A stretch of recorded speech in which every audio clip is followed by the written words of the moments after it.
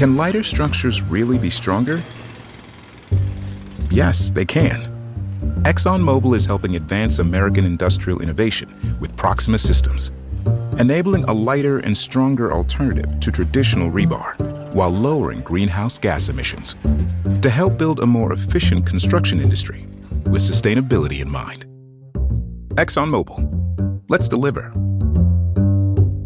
Imagine if today was the day your idea changed someone's life. Imagine if you could help someone pay for college, help your community build a new playground, or help a child make it to that dream competition. With GoFundMe, it's all possible. GoFundMe is the world's #1 fundraising platform trusted by over 190 million people. Every week, ordinary people meet their goals and do extraordinary things. Your ideas matter. GoFundMe isn't just for emergencies. Want to raise money for your kid's soccer team or raise funds for a small business, a creative project, or event? GoFundMe helps you turn ideas into reality. And help adds up. Fundraisers you start for someone else raise up to 5 times more. So think right now, who could use your help? Change rarely comes from waiting. It comes from someone deciding, today I'll start.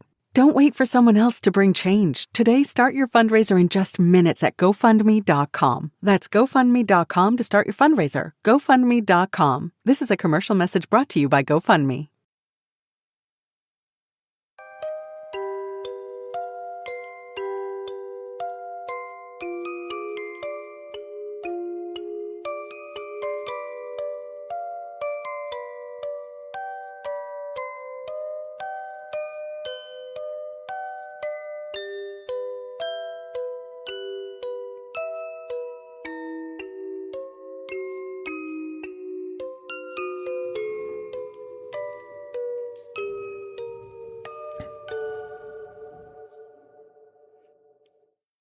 Welcome to another episode of Fringe Beyond Limits. It's all you, boo. Ah, so good. Feels so good. So good. So good. So, I've been in what? Dun, dun, dun. I don't remember the rest of the song. Dun, dun, dun, dun, dun, dun, dun. It sounds like that's like a hillbilly song you just did. Like a banjo. Yeah. Bum, bum, bum, bum. Yeah, that's exactly what you're doing, and you're trying to do something else, which is very disturbing. You got She's a holding party, an imaginary belt buckle. Yeah, you got a party mouth. I was. Jesus. Holding her pants up. Yeah, that's... Dancing a jig. Oh, God. So, besides being hillbilly-ish today, how else are you guys doing? Redneck too. Redneck too? Yeah. Okay. Yeah. I Yeehaw. wish I could be a redneck. If I wasn't Italian and I had to pick something else, it would be redneck. Cause I'm a redneck woman and ain't no high class world. I would be a redneck woman. How much sugar is in that Starbucks refresher? I have no clue. Yeah. Like, this is the liveliest you've been in the morning. Well, technically it's not morning, it's almost noon. Oh, I think that's why, because we're not here earlier. yeah. Well, Yeah. I mean, if it's almost noon, that means it is morning. But once the 2 o'clock hits, and I'll be dead again. So Yeah. Well, Get that pot of coffee going. yeah, right. All I'm going to right. be here all day. All day long, baby. all night long. All Jesus. night long. Who wound her up? I like it. It won't last, so okay. She's using all her energy Just now. gonna- Pretty much. You just need to like mainline that refresher for like 6 hours. My headphones keep making my ears itch. That's not the headphones. That's gonorrhea. Gonorrhea in my ears. I don't want to know what you and Brian are into. Oh my. Anyways. Yeah. So anyway, that's a great intro. Yeah. How was you guys this week? It's kind of boring. Boring. Yeah. Wow. I'm not doing anything at work. Can I have your job? Yeah, right. Me too. I've been reading a book Oh. Like while waiting for visitors to come in, Mm. which never happens. Like when they come in, do you service them? Not in the way you're thinking. Oh, all right. I'm just kind of trying to figure out like what exactly she does, because all we really gotten was I listen to people go to the bathroom and I cook and bake. And she bakes food. Yeah. Yeah. That's really all I've gotten. And then I wait for people to come in and sign them in, and then I tell the host they're here, and then they are on my hands. Oh, and everyone eats all the candy out of her candy bowl. That yeah, too. That's Yep. it. Yeah. Yeah. We did get a Ring doorbell Okay. for my work, Okay. and it's been fun because I've been screenshotting people. You can screenshot like your friends at work. So when people come in, sometimes they don't realize the camera's there, so they make a goofy face or whatever, and I screenshot it and I send it to like a big bunch of us at work. Wow. And a lot of them are like, I'm never coming through that door again. Wow. Noted. It's kind of fun. Yeah. And I told our president of the company about it. He goes, we should make a slideshow for the end of the year. I'm like, yes. This is work authorized screenshotting. Wow. Yeah. Okay. I'm never coming to your work. You never have tried anyways. I haven't. You're No. right. But now I have even more reason not to. It's a little out of your way. It's in. I know where it's at. Where? Like that's like the area I grew up in. No, Yes. it's south from that. Not much, but I grew up in that area. That's the North Shore. I grew up in the North Shore. We're more south from that. Not really. No, you're in Niles, 'Cause- right? No, Skokie. no. An Okie from Glenview. Muskogee? You're close with Skokie. Oh, Glenview. Yeah. Yeah. Glenview is part of the North Shore. Is it? Yes. Oh. Because I know you're. This episode brought to you by Progressive Insurance. Do you ever find yourself playing the budgeting game? Shifting a little money here, a little there, and hoping it all works out? Well, with the Name Your Price tool from Progressive, you can get a better budgeter and potentially lower your insurance bill too. You tell Progressive what you want to pay for car insurance, and they'll help find you options within your budget. Try it today at Progressive.com. Progressive Casualty Insurance Company and Affiliates. Price and coverage match limited by state law. Not available in all states.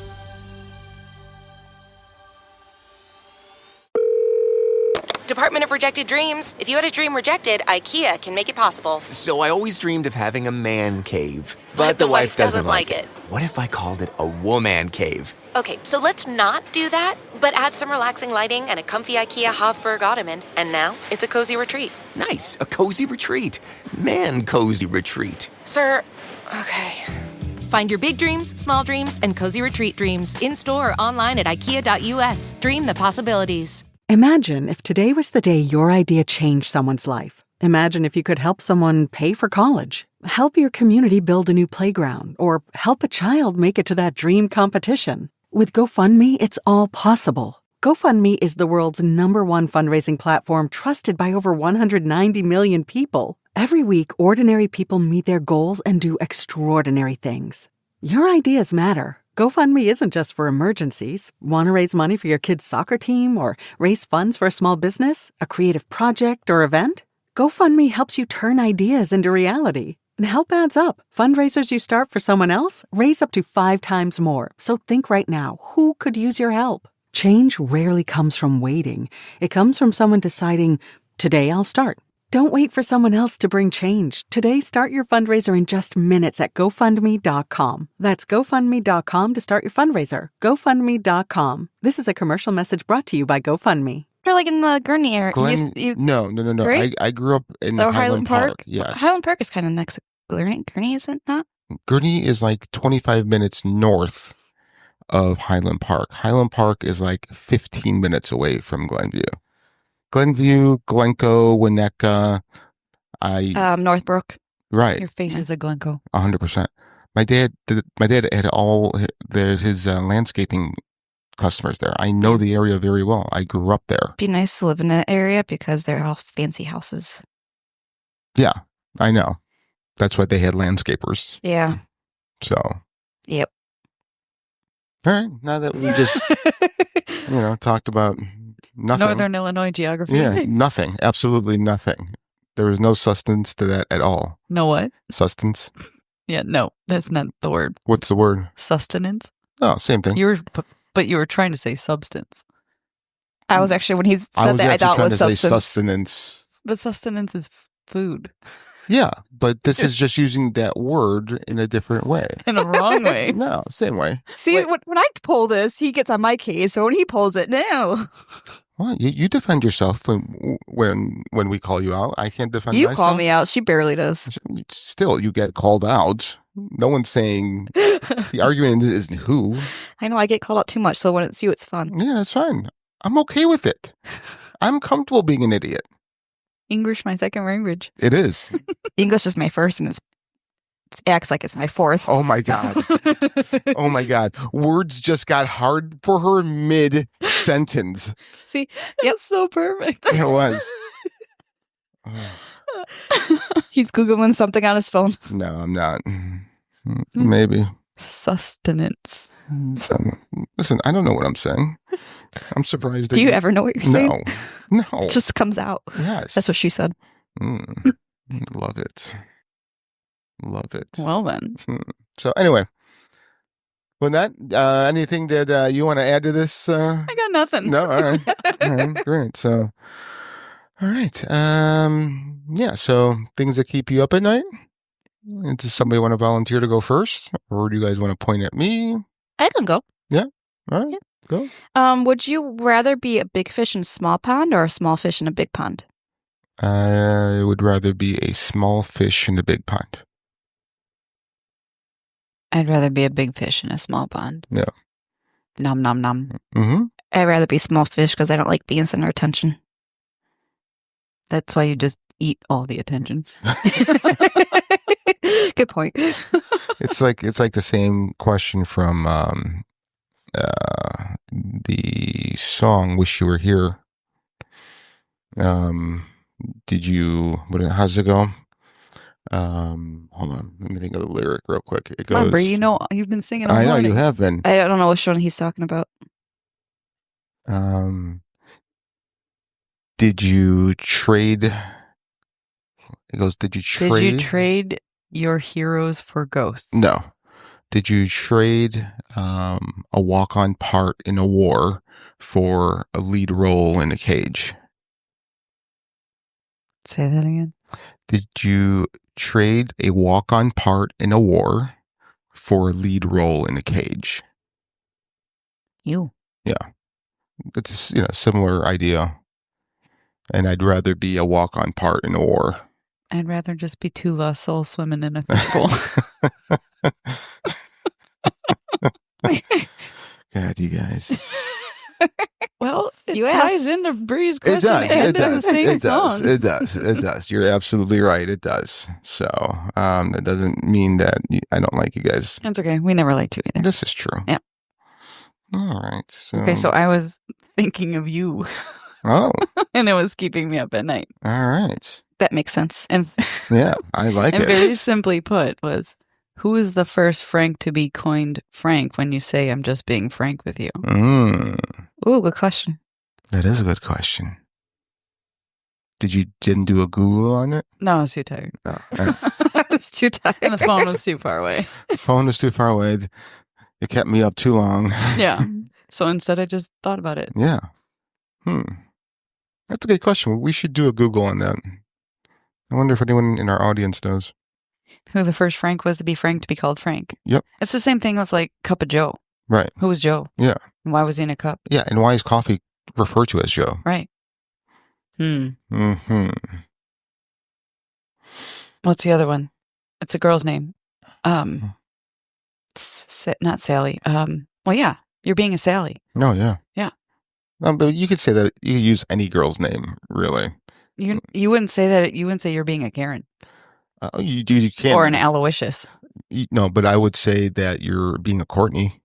Yeah, well, that Or doesn't make sense. Stop being an Edith. Yeah, but each person is different. But like Rita, Sally, calm down. honey, honey. Linda, listen. I Googled. Okay. Who's The first phrase to be frank or let me be frank originates from the Franks, a Germanic people who lived in what is now Germany and France around 400 AD. The word frank itself comes from the Latin francus, meaning free. Francus. Francus. Free Francus. Yeah. But we don't really use frank to mean, I mean, I guess loosely today we use it to mean free, like free to speaking. Speak, yeah. But Usually it's followed up by saying something very blunt. Yes. And Yes. Yeah. So basically, if we go back to Ferris Bueller, we can say Frankus Bueller. okay. Free Bueller. Yeah. Yeah. Or Frankus Willie. Yes. Frankus Willie. I like that. Oh, that was a good one. That's what I call my pee-pee. Gross. Anyways, What keeps you up at night? Yeah. it's pee-pee. Yeah. You're Frankus Willie. My Frankus Willie. It's very Frankus. Frankensteinus. Yes. So here is like a conversation between two people. And this was... You're going to make me think, are you? Yeah, that's what I Damn do. it. That's my job. So it starts off, why do some people give such powerful advice, yet struggle with their own problems? Because the best advice doesn't come from wisdom, it comes from wounds. People don't share what they were told, they share what they wish they had heard when they were suffering.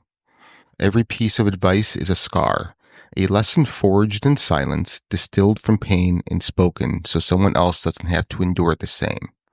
So understand this. The strongest words aren't acts of kindness, they're strategic. They're calculated response to the suffering someone once endured. That's why real advice often stings. It's not meant to comfort, it's meant to cut through the illusions and force growth. So the best advice comes from the battles someone barely survived? Exactly. Wisdom is the echo of past suffering. The only question is, will you listen before you suffer the same? I have some advice for you. Okay, tell me. Don't ever grow a mustache again. No, that was really interesting. Yeah. And yeah, it's very true. yeah. Yeah, I like that one. Yeah, so... it I was- actually listened to it. I didn't get bored of She didn't fall asleep. I'm about to walk out. Well, the other times it was too early for me to think. And Mhm. I'm kind of wide awake right now. So I think that's why I paid Mhm. attention. hmm You know, we should all do like a couple lines of cocaine before an episode and see how we are. That might be kind of dangerous. I mean, one time we got to do mushrooms one time, Okay. cocaine another time. You're going to try eating your microphone. Well, maybe. It's already like close enough to your mouth that you. Oh, like my bottom, like my chin is like, Whenever you it. talk, it moves. it vibrates. I know. So, you guys like the vibrating sound? Anyway,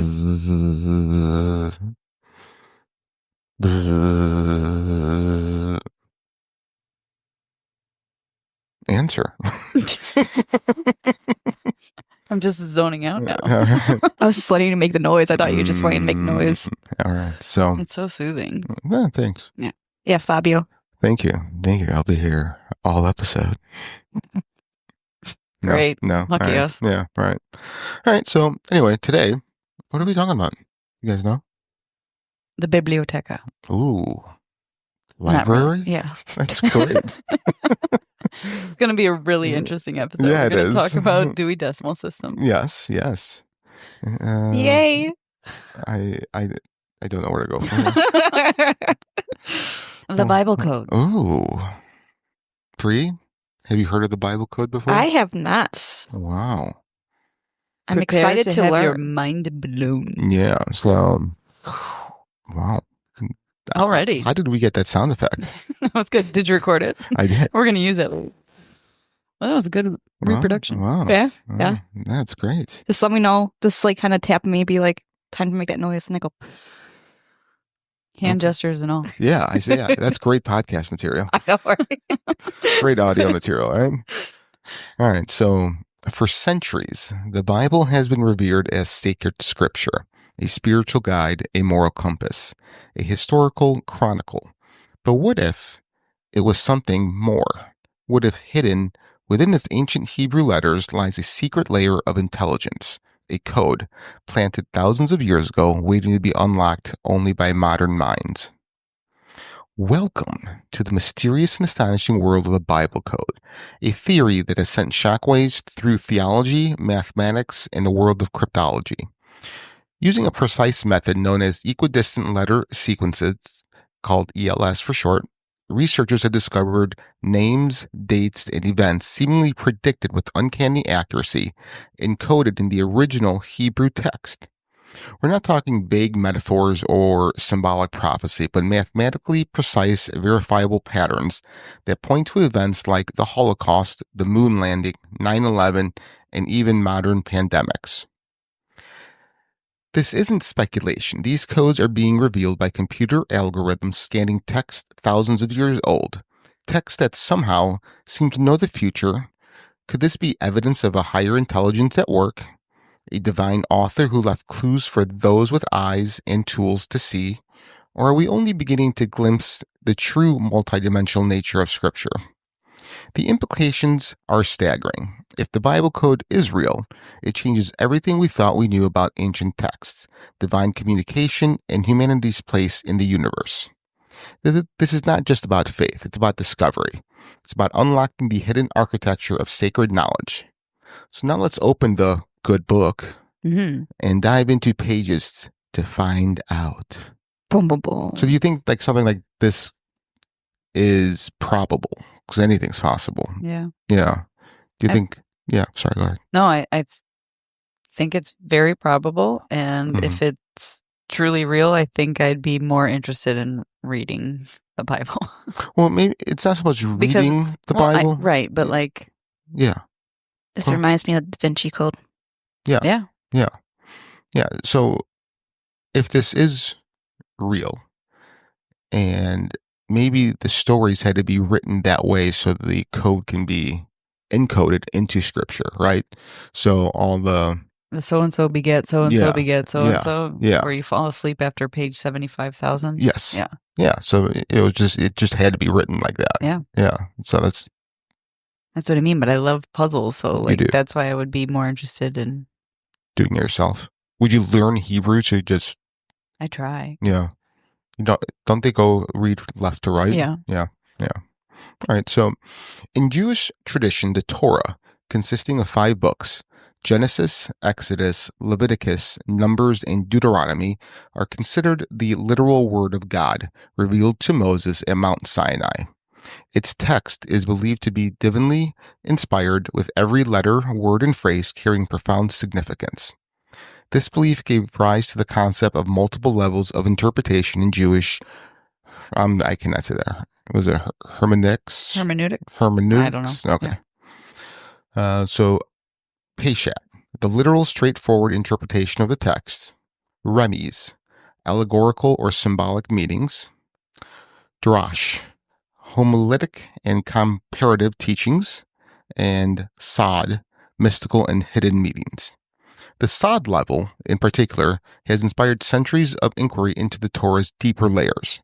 Early rabbis taught that the Torah's perfection extended not only to its explicit messages, but also to its structure down to the precise placement of every letter. The Torah, when written in scroll form, consists of a continuous sequence of letters, devoid of spaces, punctuation, or vowels. This format is essential to its role in the Bible code, as the uninterrupted text allows for equidistant letter sequences to emerge.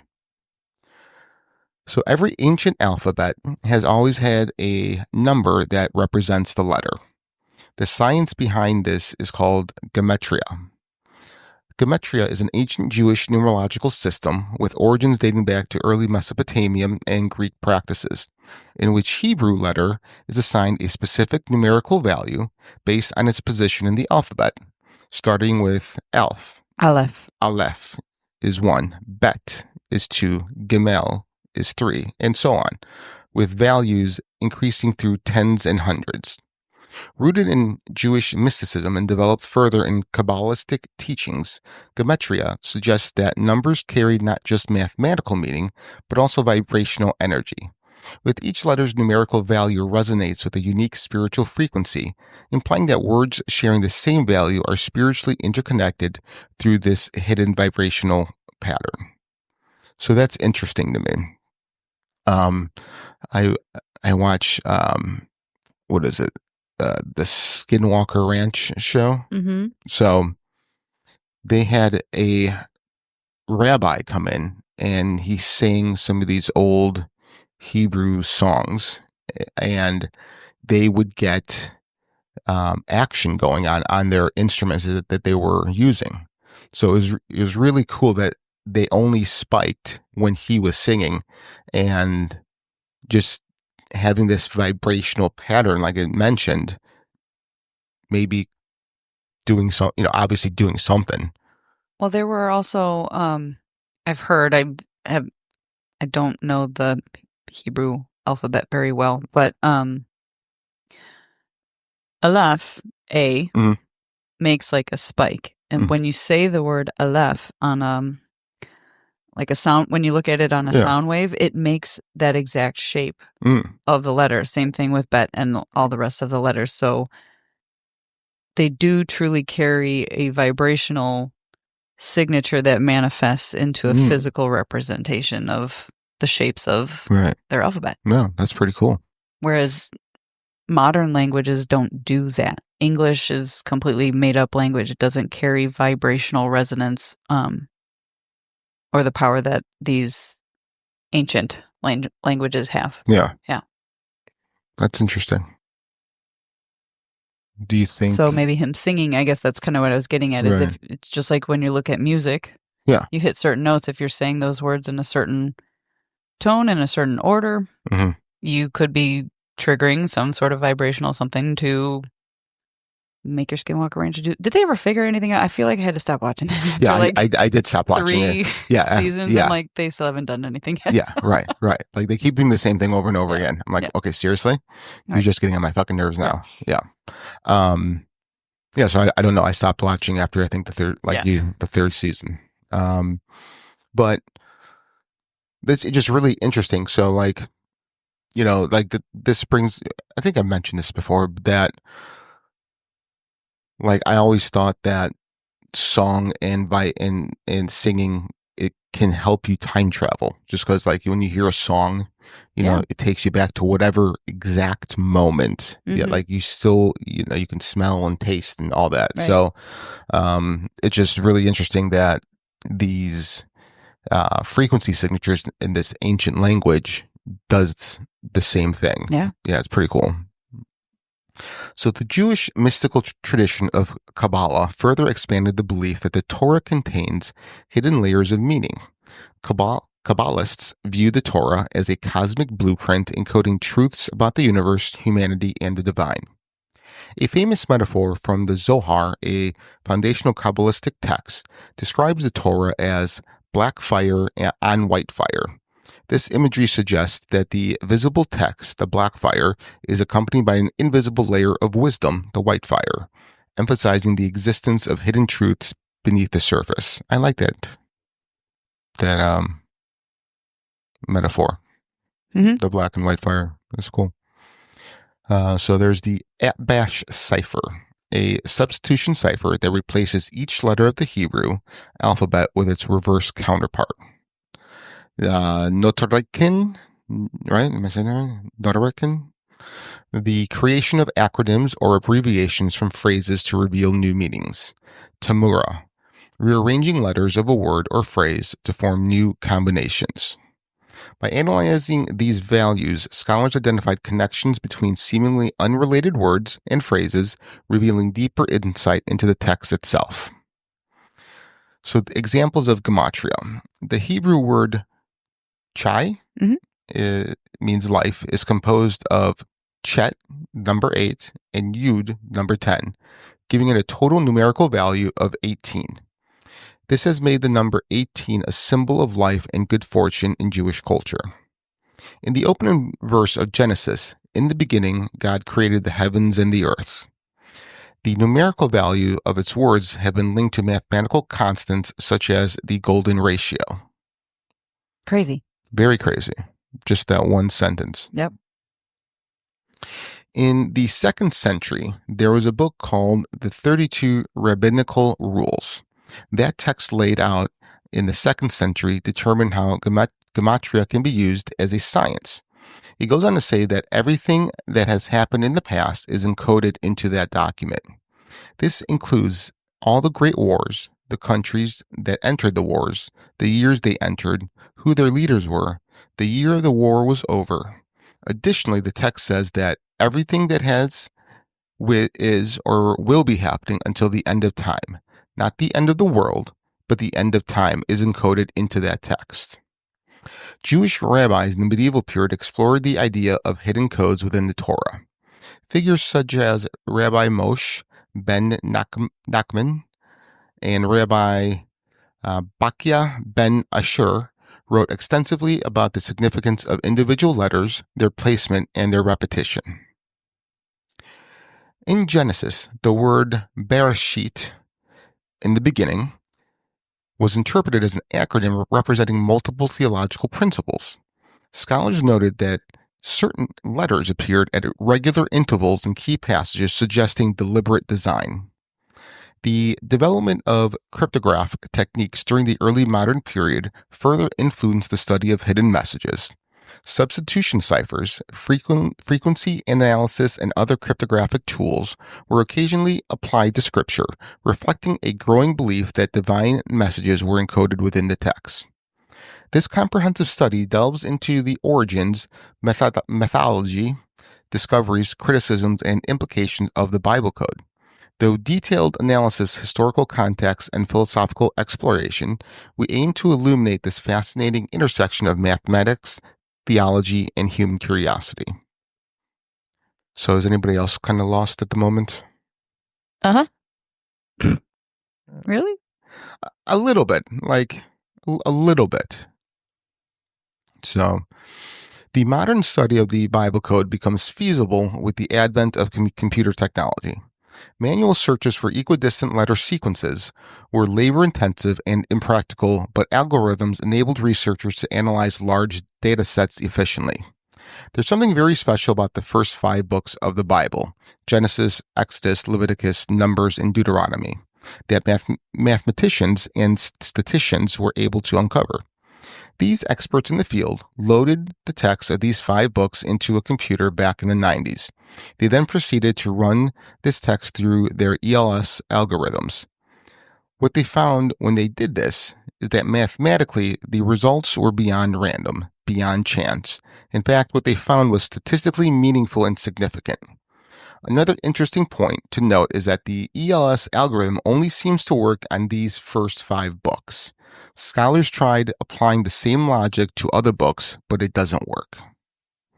And little footnotes, maybe it's because these other books were man-made or deliberately distorted, right? Right.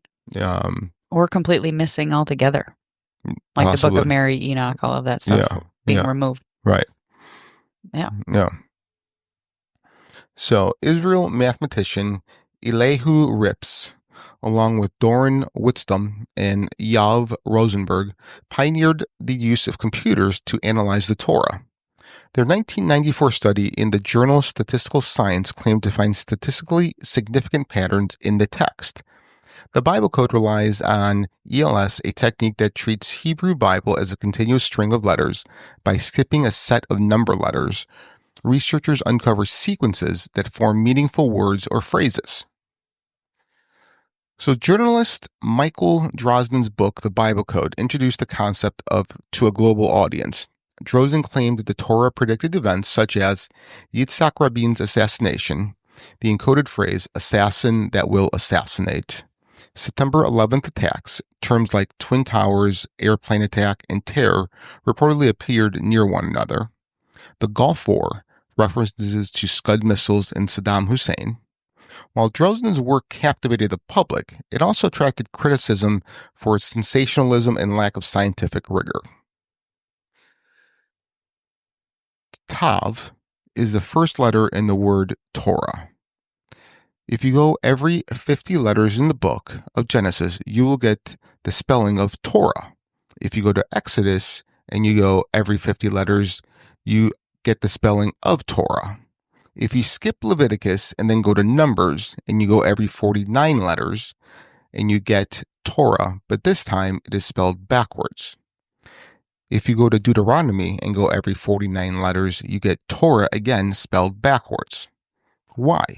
This is because they're both pointing to Leviticus. In Leviticus, every 7 letters you will get the spelling of Yahweh. The reason you're seeing Yahweh every 7 letters throughout the entire book of Leviticus is because these subliminal codes are pointing the reader to specific messages. This is because Leviticus shows it would take the sacrifice of the perfect Lamb of God, Jesus Christ, to atone our sins. To strengthen their claims, researchers examine the clustering of related terms. For example, finding Holocaust alongside Nazi and Hitler is cited as evidence of meaningful encoding. For World War II, terms like Hitler, Nazi, and Holocaust are all said to appear together in the Torah. Man on the Moon. The phrase man on the moon is interpreted as a reference to Apollo 11 mission. COVID-19 pandemic. Recent claims include terms like coronavirus, pandemic, and quarantine appearing in proximity. Despite the enthusiasm of its supporters, the Bible Code has faced significant criticism. Skeptics contend that the patterns identified are coincidental, a product of statistical inevitability rather than divine design. Using the same methodology, critics have found similar codes in non-religious texts such as Moby Dick and War and Peace, casting doubt on the Bible's uniqueness. This debate between faith and science underscores broader questions about randomness, perception, and the nature of sacred texts. Skeptics such as mathematician Brendan McKay replicated similar patterns in non-religious texts like Moby Dick. Researchers may focus on patterns that support their hypotheses while ignoring contradictory results. The choice of skip intervals and starting points is subjective, making results difficult to reproduce. That's what I want to know is like, how do they know what the interval is? What if they're supposed to be looking every 275 letters, Mm-hmm. How do they know what they're looking for in this algorithm? Yeah. It's a good question. But, I mean... Or does it do a reverse search? It looks for that word that you're searching for and then counts back the intervals? Maybe. But, I mean... So, I mean, the randomness of everything, right? Because you can... If you have infinity, you can set a monkey up at a typewriter and just have them push letters at random, right? Just have them go to town. Me at work. Yes, you at work. I didn't realize you were a monkey. Do you have a monkey? I'm a primate. You just are. like you. You are. She's still with us. She's still awake. Still here. So if you let that monkey just hit letters at random, eventually he will write out the entire book of Moby Dick. Just the straight randomness and theory behind it. Eventually he'll get to a sequence that he will type out the entire book in order, right? But in this instance, yeah, you can use that same example and use other big texts like War and Peace and stuff like that and come out with similar results. But the thing that's fascinating is that these big things that's happened in history are all found in the first 5 books of the Bible. Right. So, like, how do you do a future search? That's what I want to... Right. So this had to just got to guess what's happening in the future? Yeah. Like, we don't know yet. Right. Maybe. Unless the numbers have something to do with it. Maybe the skip numbers or the equidistant numbers, maybe they follow. So like you said with the Torah, you go 50 and then it goes 49 and it spells it backwards. So what if the chronology of those numbers go in order of past, present, future? Maybe.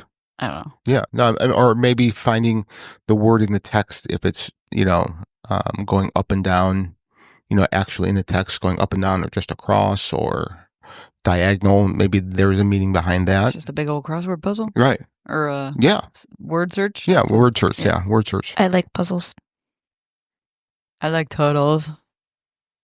I don't like either one of you. It's okay. So. I'm not here to be like. Honestly, the whole entire time listening to this, I think of a puzzle and it's like makes me excited because I want to go and code it myself because I like puzzles. Yeah, like I would love, like you can buy the program.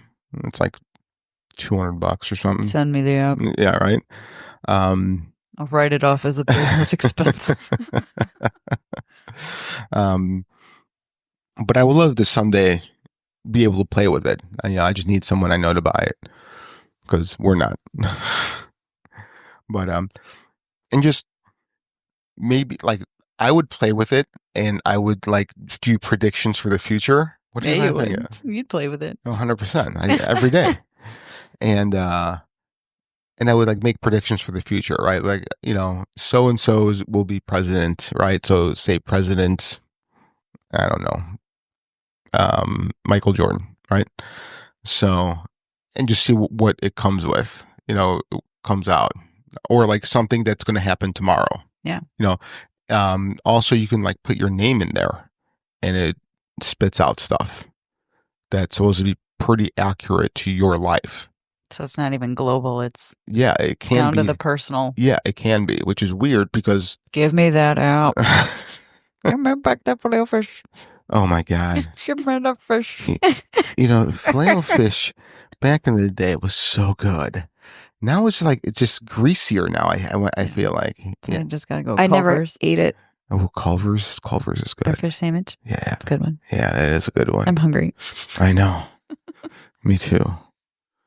For Missy's birthday on Friday, she had a long day. We had an AT&T guy come because of a downed wire, and then we had an electrician come. We have a couple of electrical needs we needed to do and take care of. So she just had a busy day, and I worked all day. So when I came home, I'm like, "What do you want to do? You want to go out?" And she's like, "No, I just want to put my pajamas on." So we ordered Hacienda Real. Mm-hmm. So good. In Yorkville, have you ever been? Been to isn't there one in Aurora? Maybe. No, there's one in Geneva. Geneva, that's what it was. Yeah. Okay. Yeah. Have you ever been in one though? Yeah, we were there. You with us? Yeah, a week it's ago. Like a nightclub in there. It's like, yeah, you're trying to eat a taco and the base is like bouncing off your chair. Lettuce is flying everywhere. People walking around with sparklers. Yeah, that'd be fun. My drink was like smoking. Yeah. Fuego. In Fuego. I love a good frozen margarita.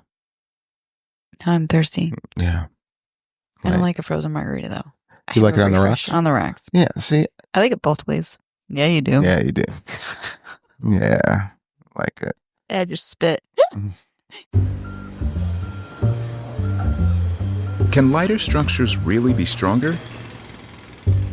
Yes, they can. ExxonMobil is helping advance American industrial innovation with Proxima Systems, enabling a lighter and stronger alternative to traditional rebar while lowering greenhouse gas emissions to help build a more efficient construction industry with sustainability in mind.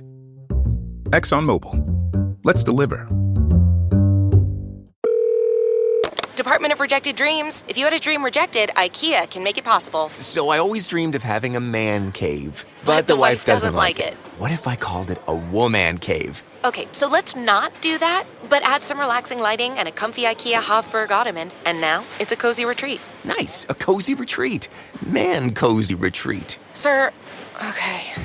Find your big dreams, small dreams, and cozy retreat dreams in-store or online at ikea.us. Dream the possibilities. Imagine if today was the day your idea changed someone's life. Imagine if you could help someone pay for college, help your community build a new playground, or help a child make it to that dream competition. With GoFundMe, it's all possible. GoFundMe is the world's #1 fundraising platform trusted by over 190 million people. Every week, ordinary people meet their goals and do extraordinary things.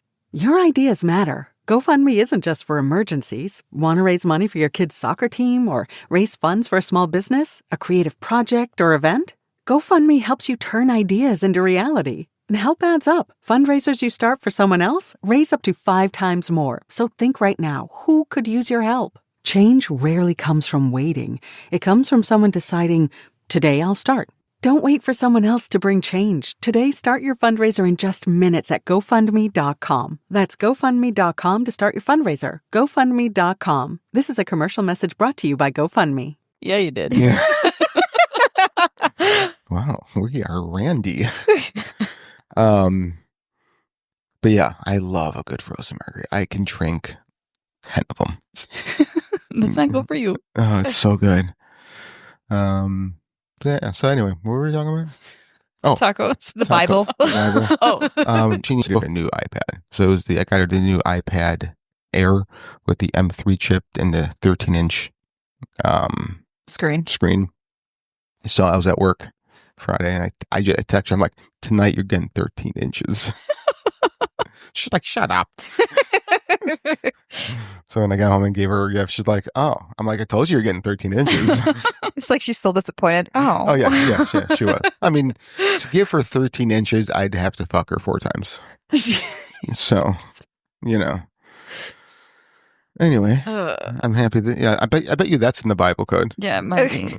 How many times does Frank have to fuck someone to give him 13 inches? Oh my gosh, stop it. You'll get booted from the app. It would just be 4x. All right. So the Bible code remains a captivating yet controversial phenomenon, challenging perceptions of scripture, mathematics, and human understanding. Whether viewed as evidence of divine authorship or statistical curiosity, it invites reflection on the mysteries of faith, science, and interpretation. As technology evolves, future research may uncover deeper insights into the Bible's hidden layers.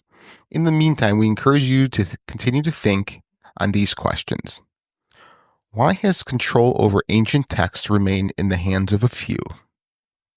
What would happen if every person had direct access to the oldest versions of the Bible in their original language, unfiltered, unedited? Is it more dangerous to suppress hidden knowledge or to reveal it? If there is a code in the Bible, what do you think it's trying to tell us? And the biggest question of all, what else is encoded that we haven't found out yet? Let us know what you think. Send us your thoughts, comments by emailing us at fringebeyondlimits@gmail.com. Yeah. Yeah, that's our new email. Whoop, whoop. Mm-hmm. We fancy. So.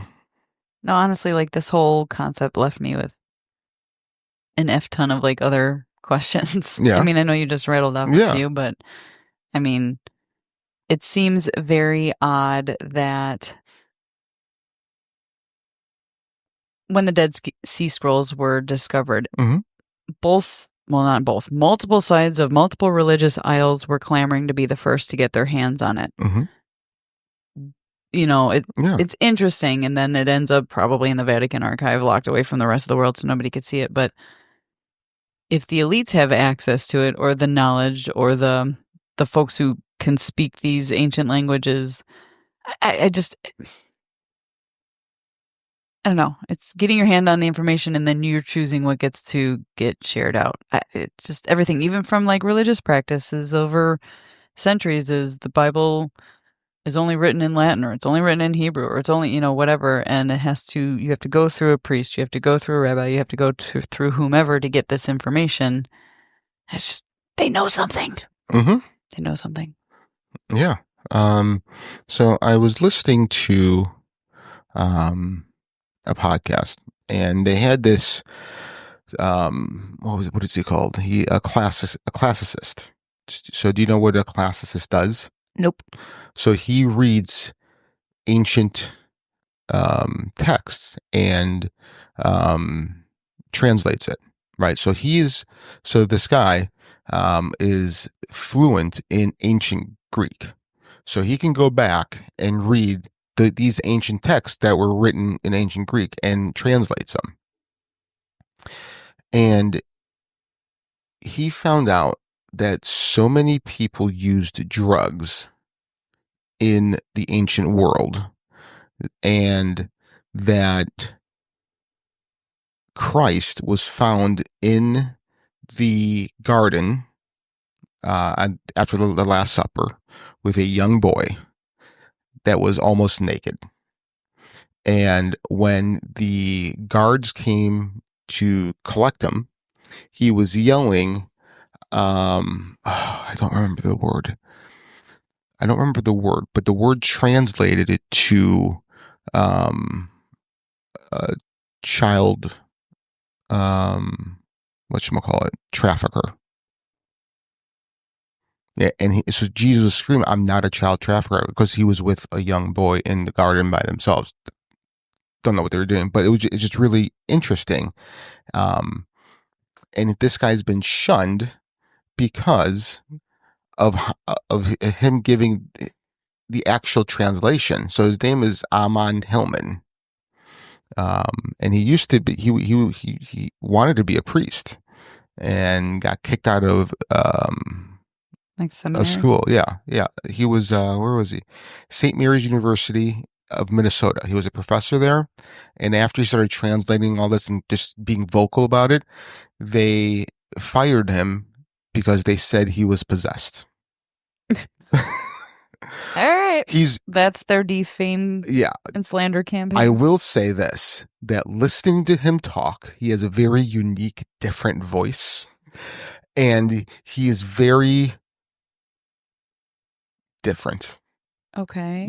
So, but again, he's coming at it from the actual knowledge of what these ancient texts are saying. So who's right, who's wrong? Is everyone else wrong because they're suppressing something? Or is he wrong because he's misinterpreting something? I don't know. Yeah. Because there is a thing called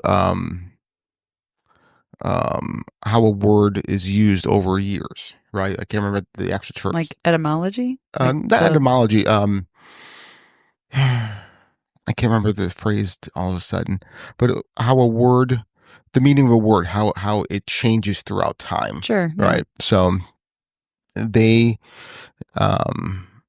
say that he's not comprehending that, and he comes back with evidence. He's like, no, I am. Look at this text at the same time. Look at this text at the same time. They're using this word the exact same way, but now you're saying it because it's Jesus or had to do with the Bible.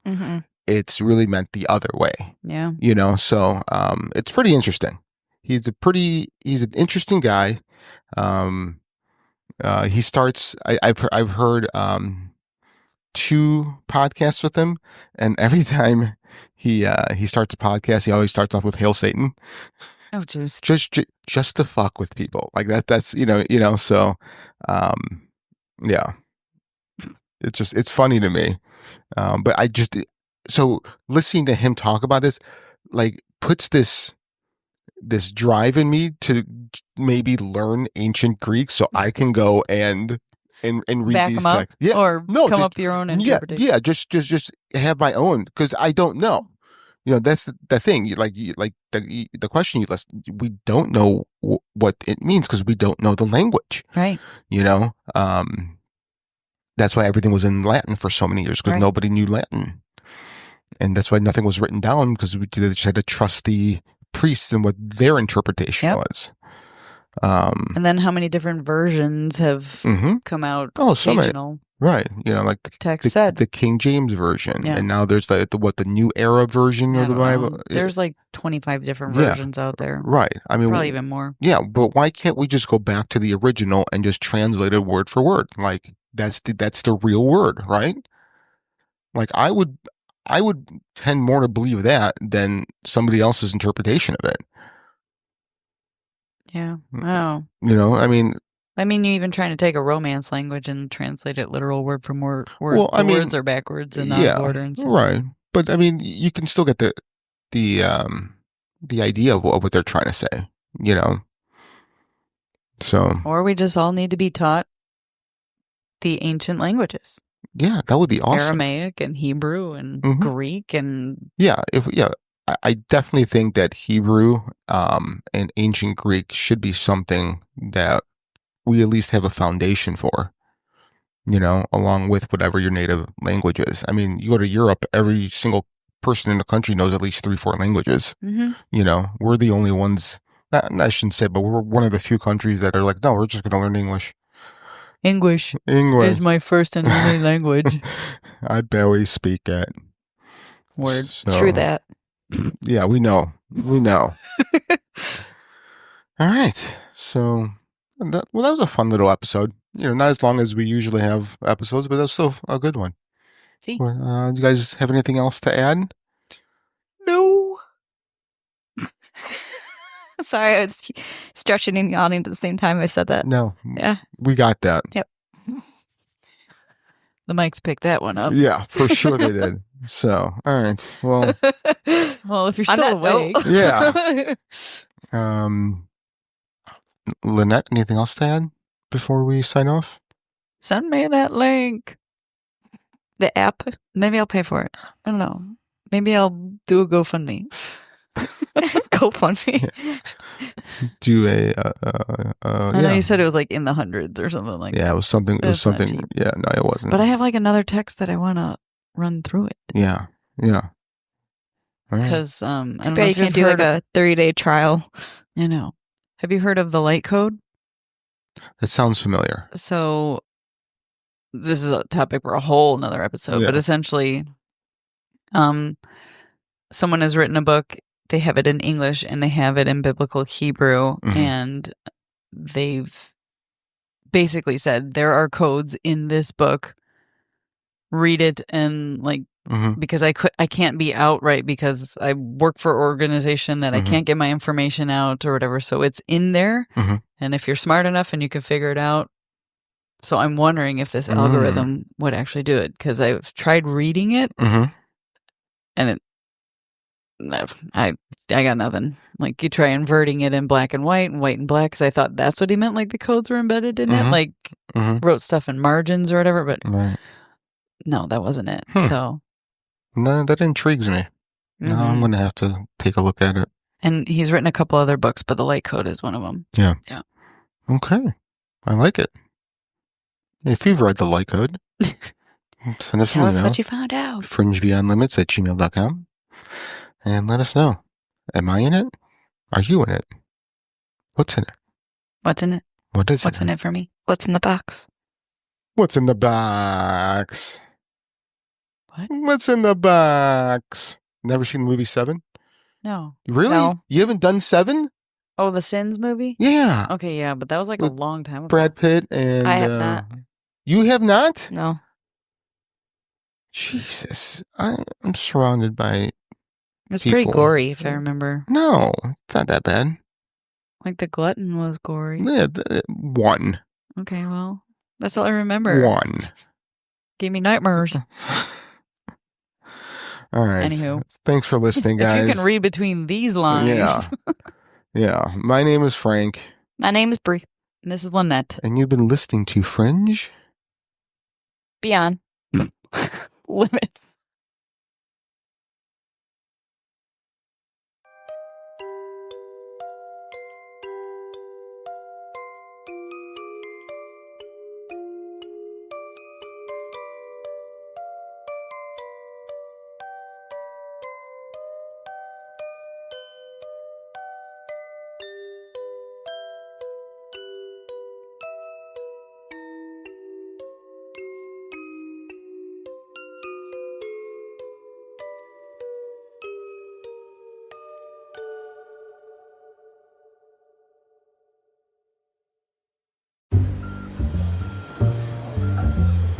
Can lighter structures really be stronger? Yes, they can. ExxonMobil is helping advance American industrial innovation with Proxima systems, enabling a lighter and stronger alternative to traditional rebar while lowering greenhouse gas emissions to help build a more efficient construction industry with sustainability in mind. ExxonMobil. Let's deliver. Department of Rejected Dreams. If you had a dream rejected, IKEA can make it possible. So I always dreamed of having a man cave. But the wife doesn't like it. What if I called it a woman cave? Okay, so let's not do that, but add some relaxing lighting and a comfy IKEA Hofburg ottoman, and now it's a cozy retreat. Nice, a cozy retreat. Man cozy retreat. Sir, okay. Find your big dreams, small dreams, and cozy retreat dreams in-store or online at ikea.us. Dream the possibilities.